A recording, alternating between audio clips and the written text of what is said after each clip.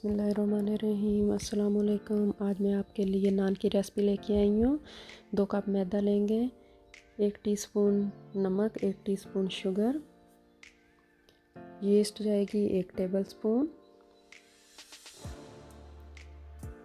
Half teaspoon baking powder, half teaspoon baking soda, 1 cup yogurt का डालेंगे। नान बनाना कोई मुश्किल नहीं है, घर में ट्राई किया करें, बहुत इजी रेसिपी है। अब इसकी हमने डो बना लेनी है। हल्का गुनगुना पानी लेना है, थोड़ा थोड़ा डाल के इसकी अच्छी तरह डो बना लें। इसमें 2 चम्मच मैंने ऑयल के डाले हैं।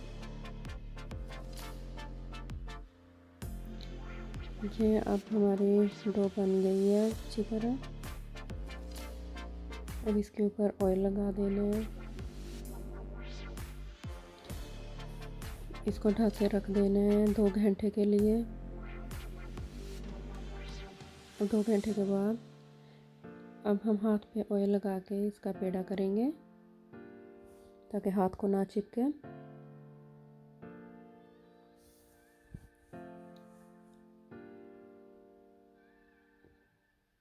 अब हमने इसको बेलना है।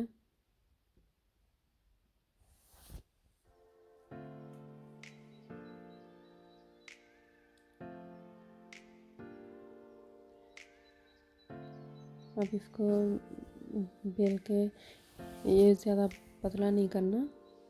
इसके ऊपर हमने कलवंजी के दाने डाल दिए हैं। कलवंजी ऊपर डालकर इसको बेलने के साथ ही प्रेस करना है ताकि चिपक जाए। अब इसकी साइड हमने चेंज कर लेनी है। इस पर अच्छी तरह पानी लगाना है जो कि तवे के साथ चिपक जाए। पानी ज़्यादा लगेगा फिर ये तवे के साथ चिपकेगा। याद रखना नॉन स्टिक तवा ना हो, उसके साथ नहीं चिपकेगा। लोहे के तवे के ऊपर डालना है।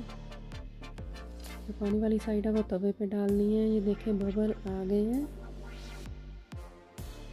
अब तवे की साइड चेंज करके इसको घुमा घुमा के इसको सेक लेना है।